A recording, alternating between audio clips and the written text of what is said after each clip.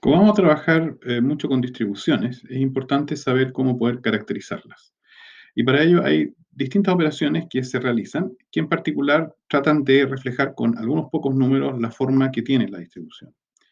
Veamos el caso más simple. Nosotros si tenemos una serie de números, U1, U2 hasta UM, y para los cuales para cada uno existe una probabilidad correspondiente, P de U1, P de U2, etc. Y vamos a asumir que están todos los posibles desenlaces acá. O sea, la suma de todas estas probabilidades es igual a 1. O sea, alguno de estos tiene que salir cada vez que uno hace el experimento y en consecuencia la suma de todas las probabilidades tiene que ser igual a la unidad, que significa que no existe un desenlace distinto. En ese caso, una de las cosas que uno puede definir fácilmente es el valor medio, que es tomar cada uno de estos valores y ponderarlos con la probabilidad que surja. En consecuencia, si uno tiene una alta probabilidad, va a tener una ponderación mayor en esta suma, y lo que voy a obtener acá es al final este valor medio. Nota, no estoy normalizando porque estoy suponiendo que la suma de las probabilidades es igual a 1. O sea, la suma de todas las probabilidades es igual a 1, significa de que todos estos desenlaces posibles son lo que existe. No existe un desenlace que no está incluido en este conjunto, por lo cual las probabilidades tienen que ser en suma igual a 1. Ahora, uno puede también llevar esto al límite continuo. En el límite continuo, yo agarro esta suma y en vez de tener una suma, voy a tener una integral en que voy a sumar sobre todos estos de u, en que estoy ponderando el u, el valor u, por la probabilidad de que exista un u. Acá es importante que este término aquí, probabilidad del ui, en el caso continuo es la probabilidad de u multiplicado por el de u. Siempre hay un rango, no existe probabilidad no nula respecto a un valor en concreto. La probabilidad que sea exactamente un valor es nulo. La probabilidad que yo tenga un rango de u por esta probabilidad es lo que equivale a un elemento de esta suma. Así que de la misma forma, yo aquí estoy sumando en forma continua en el integral sobre la ponderación de los u por el p de u, y estoy además suponiendo que la suma de cada vez los p's en sí está normalizado. O sea que vale también esta misma expresión que equivale a la expresión que teníamos en el caso discreto. Lo otro es después que uno puede tomar y para una función en general calcular eso. O sea, ahora ya no tengo el u de i, tengo una función del u de i, por ejemplo, u al cuadrado o cualquier otra expresión.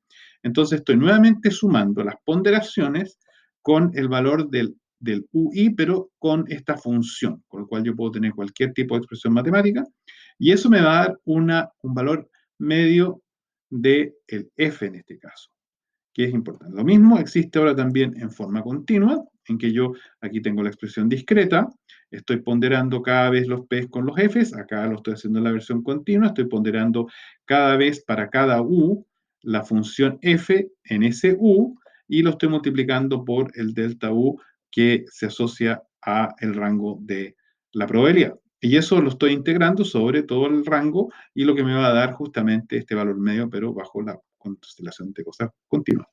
Ahora, acá hay un par de otras cosas que hay que también saber. Si yo tengo una expresión de este tipo, es claro que si yo aquí en vez de tener un f tengo una constante por un f, como esta constante no depende de esta integral, yo siempre lo puedo sacar fuera de la integral y lo que me está quedando entonces es el valor esperado de lo que es la función f. En consecuencia, si ustedes tienen una función f multiplicada por una constante, la constante la pueden sacar de este promedio, en consecuencia va a quedar acá afuera. O sea, el promedio de constante por f va a ser igual a la constante multiplicado por el promedio del f. Y también tenemos la suma de funciones. Si yo tengo dos de estas integrales, en que yo tengo aquí la suma, un f más un g, yo puedo, como es una integral, yo puedo en ese minuto también separarlo en dos integrales, una sobre f y una sobre g, lo cual significa que el promedio de f más g va a ser igual al promedio de f más el promedio de g. Por último, tenemos lo que es la desviación estándar, que me dice algo sobre el ancho de la curva de distribuciones. En ese caso, lo que yo estoy haciendo es comparando cada valor con el valor medio, lo estoy tomando al cuadrado y lo estoy ponderando por la probabilidad del u. O sea, yo tengo que tomo el u de i, tomo menos el u calculado con lo que habíamos visto acá, con este valor de aquí,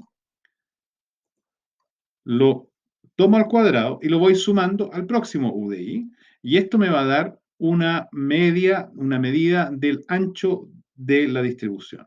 Lo mismo que tenemos acá, lo podemos hacer también con la versión integral, en que yo ahora tengo aquí el u menos el valor medio, al cuadrado multiplicado por el P de U, exactamente como lo teníamos acá, pero en vez de suma lo estoy integrando. Esta es la forma como uno puede caracterizar. Hay otras características adicionales, como cuando estos son distintos momentos. Yo puedo, obviamente, cuando yo tengo aquí esto como un 1, como yo puedo tomar en vez del 2, hacerlo más genérico, poner, por ejemplo, 1, 2, 3, 4 como exponente. En ese caso, por ejemplo, en la versión con el 1 acá va a ser trivial porque resulta que ahí el promedio menos el valor va a ser nulo, pero el cuadrado es mi decisión estándar, pero uno también puede hacer la expresión con un cubo o con un elevado a la cuarta, y eso son otras caracterizaciones, son momentos de la distribución que pueden ser interesantes ser calculados para describir la distribución en caso que se necesite. En la mecánica estadística nos quedamos básicamente con el valor medio y con la distribución son los valores principales que uno usa para analizar.